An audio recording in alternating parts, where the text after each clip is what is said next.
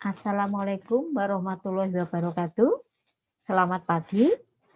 Selamat bertemu kembali pada pembelajaran biologi kali ini. Semoga kalian dalam keadaan sehat selalu.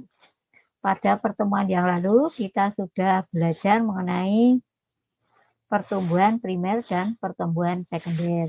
Nah, pada pertemuan kali ini kita akan belajar mengenai faktor-faktor yang mempengaruhi pertumbuhan dan perkembangan.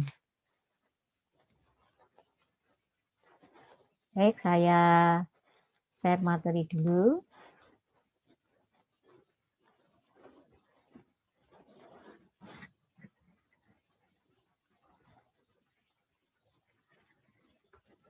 Ya, ini ya, faktor-faktor yang mempengaruhi pertumbuhan. Ada dua faktor yang mempengaruhi pertumbuhan dan perkembangan, yaitu yang pertama adalah faktor internal dan yang kedua atau B adalah faktor eksternal. Faktor internal itu apa? Adalah faktor yang berasal dari dalam tanaman itu sendiri. Sedangkan faktor eksternal itu adalah faktor yang berasal dari luar tanaman. Kita lihat dulu yaitu faktor internal. Faktor internal dibedakan menjadi dua, yaitu faktor intraseluler dan faktor interseluler. Faktor intraseluler. Intra itu artinya dalam, adalah faktor yang berasal dari dalam sel. Nah, faktor yang berasal dari dalam sel itu nanti berupa gen. Kemudian faktor interseluler. Inter itu artinya adalah antar atau di luar sel ya, sehingga ini adalah faktor yang berasal dari luar sel atau faktor yang berada di ruang-ruang sel.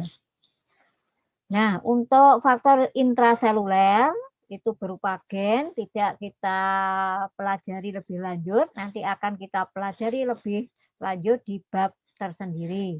Nah, kita lihat saja yaitu yang faktor interseluler atau faktor yang berasal dari luar sel yaitu berupa hormon. Hormon itu apa? Hormon itu adalah suatu substansi atau zat kimia yang mempengaruhi pertumbuhan dan perkembangan. Baik, kita lihat macam-macam hormon pada tumbuhan. Hormon yang pertama adalah auksin. Auksin ini ditemukan pertama kali pada ujung kecambah tanaman gandum atau Avena sativa. Auksin ditemukan oleh seorang ilmuwan yang bernama Fritz Wen. Auksin ini ada auksin sintetis, ini yang sering disebut dengan IAA ya, indole acetic acid. Itu adalah tiruan dari auksin. Fungsi auksin apa aja? Sebetulnya banyak ya fungsi dari auksin, tapi kita lihat ini yang penting-penting aja. Nanti yang lain itu silakan bisa kalian baca sendiri. Yang pertama adalah merangsang perpanjangan sel. Dengan kata lain, auksin itu merangsang pertumbuhan. Kemudian fungsi yang kedua mempengaruhi pembengkokan batang atau istilahnya adalah fototropisme. Jadi batang tumbuhan itu nanti akan membengkok ya karena pengaruh cahaya. Kemudian fungsi yang ketiga adalah merangsang dominansi apikal. Dominan itu adalah istilahnya menguasai ya. Jadi dominansi apikal itu adalah pertumbuhan tunas ujung menghambat pertumbuhan tunas samping. Sehingga kalau ada tunas ujung, maka tunas samping akan terhambat. Tetapi kalau tunas ujung ini dihilangkan atau dipangkas, maka tunas samping itu akan tumbuh dengan baik. Nah, kita lihat ini tadi ada fototropisme ya, jadi pengaruh dari auksin itu adalah fototropisme, yaitu membengkoknya batang karena pengaruh cahaya. Kita lihat gambar di sini, gambar yang A. Kalau cahaya lurus di atas batang, maka konsentrasi auksin itu ada di tengah, ujung tengah. Sehingga nanti batang akan tumbuh dengan lurus. seandainya cahaya berasal dari sebelah kanan, nih, maka auksin ini konsentrasinya akan berpindah atau berbeda. Yaitu sisi yang terkena cahaya, ini auksinnya kecil atau sedikit.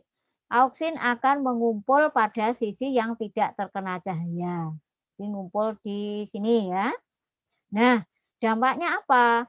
Nanti pada sisi yang banyak auksin, ini sisi yang banyak auksin, ini pertumbuhannya menjadi lebih cepat daripada sisi yang tidak ada auksin. Sehingga ini terjadi perbedaan pertumbuhan antara sisi kanan dan kiri. Karena ini lebih cepat, maka ini akan membengkok. Bengkoknya ke arah cahaya atau sinar. Itu yang disebut dengan fototropisme. Sehingga dikatakan ya bahwa batang itu membengkok ke arah cahaya. Nih, karena sebetulnya distribusi dari auksin itu tidak merata. Kalau nanti sinarnya berasal dari sebelah kiri, nah, maka nanti bengkoknya ke sebelah kiri juga. Karena sisi yang terkena cahaya itu auksinnya menjadi berkurang. Ya, ini yang disebut fototropisme. Nah, terus hormon yang kedua giberelin atau giberlin. Ya, ini sesuai dengan namanya, ini ditemukan pertama kali pada jamur Gibberella fujikuroi oleh Eiji Kurosawa. Jadi melihat dari namanya, kita tahu ya, ini berasal dari Jepang. Nah, apa fungsi dari giberlin? Yang pertama adalah merangsang pembungaan. Jadi merangsang munculnya bunga. Yang kedua, merangsang pertumbuhan raksasa atau gigantisme. Mungkin kalian pernah melihat secara langsung atau gambar ya. Ini ada tumbuhan yang bisa tumbuh besar sekali ya, tinggi sekali. Nah, itu adalah namanya pertumbuhan raksasa atau gigantisme yang dipengaruhi oleh hormon giberlin.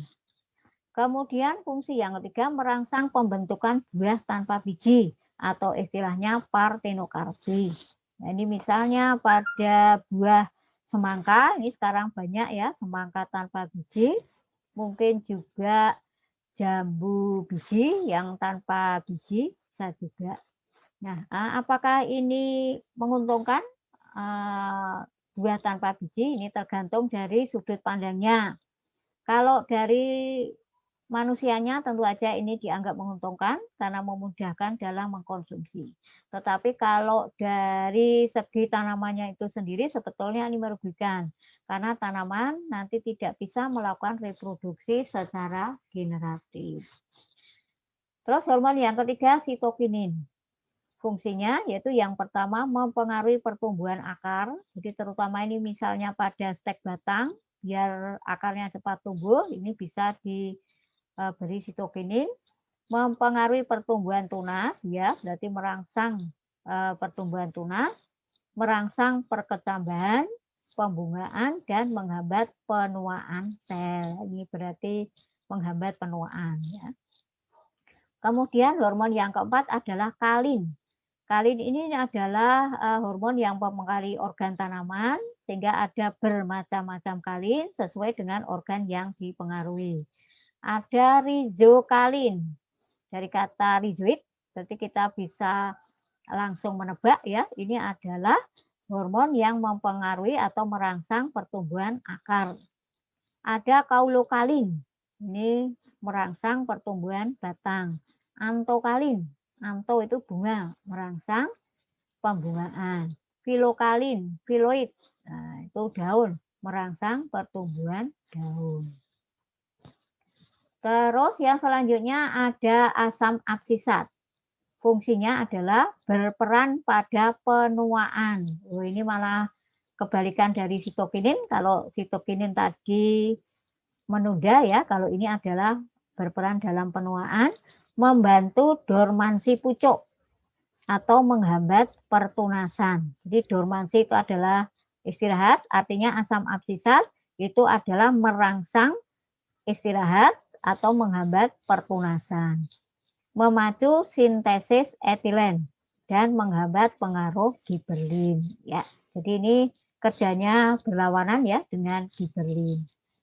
Kemudian ada asomtraumalin, yaitu berperan dalam penyembuhan luka. Mungkin kalian pernah secara tidak sengaja ini membacok-bacok tumbuhan, maka dia akan luka. Nah, nanti dalam penyembuhannya itu dibantu oleh asam traumalin. Terus ada gas etilen. Fungsinya membantu proses pematangan buah, menghambat pembungaan, dan merangsang absisi atau pengguguran daun. Membantu proses pematangan buah ini sering dimanfaatkan oleh pedagang buah. Jadi kalau pedagang buah ini memetik buah belum dalam keadaan yang masak betul, ya, jadi masih agak ranum. Nah, nanti kalau saatnya dijual itu bisa dibantu pemasakannya dengan gas etilen.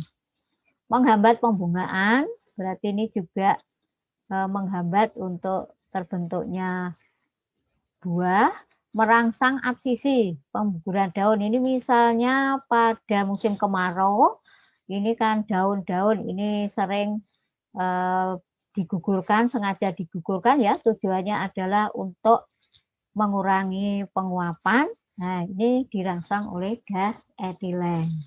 Baik, itu tadi adalah faktor internal berupa hormon. Nah, sekarang kita lihat faktor eksternal yang mempengaruhi pertumbuhan. Faktor yang pertama adalah cahaya. Kita lihat pengaruh cahaya terhadap pertumbuhan. Ini ada 2 buah pot tanaman, yaitu pot A diletakkan di tempat yang gelap, dan pot B diletakkan di tempat yang terang. Bisa kita lihat ya, ini ada perbedaan pertumbuhan. Pot yang A atau yang di tempat gelap ini pertumbuhannya cepat. Kita lihat ini tingginya lebih tinggi. Tetapi meskipun ini cepat, keadaannya lemah, kemudian warnanya juga tidak segar atau kekuning-kuningan. Pot B yang diletakkan di tempat yang terang, ini pertumbuhannya memang lebih lambat, tetapi dia tanaman yang sehat karena tegak, kemudian juga warnanya hijau.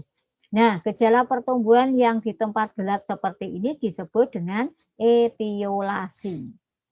Ya, di etiolasi itu adalah gejala pertumbuhan di tempat gelap, tanaman tumbuh dengan cepat tetapi lemah dan warnanya menguning.